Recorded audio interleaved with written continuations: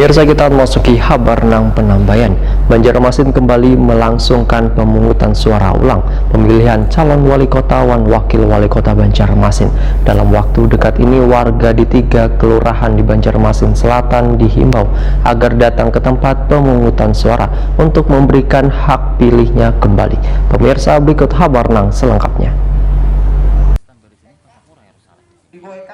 Banjarmasin kembali melangsungkan pemungutan suara ulang pemilihan calon wali kota dan wakil wali kota Banjarmasin dalam waktu dekat, sedangkan pemungutan suara ulang akan dilaksanakan di kawasan Banjarmasin Selatan. PJ Wali Kota Banjarmasin Ahmad Pidayen Wayah Takuni Prima TV tengah hari Jumat 2 April 2021 berharap pelaksanaan pemungutan suara ulang yang berada di 3 kelurahan di Kecamatan Banjarmasin Selatan berjalan lancar. Aturan pelaksanaannya pun harus ditegakkan. Ahmad Pidayen meminta aparatur sipil negara harus bersikap netral. Pemerintah kota akan mempetakan secara detail pelaksanaan pemungutan suara ulang di 3 kelurahan di Kecamatan Banjarmasin Selatan ini, yaitu 29 TPS di Kelurahan Mantuil, 23 TPS di Murung Raya, dan 28 di Basirih.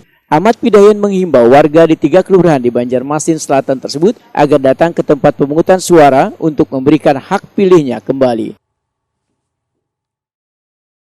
Kita tetap melakukan sebagaimana yang sudah ada dengan aturan-aturan yang ada, itu kita tetap terus laksanakan. Jadi jangan sampai nanti ada hal-hal yang tidak balance di masyarakat. Mungkin ada target pengamanan atau apa untuk daerah-daerah ini terkait menjelang pelaksanaannya? Aku belum tahu ya, karena aku baru tahu pelantikan ini pagi tadi, jadi belum sama sekali. Mungkin nanti koordinasi dengan Forkopimda, kemudian KPU segala macam.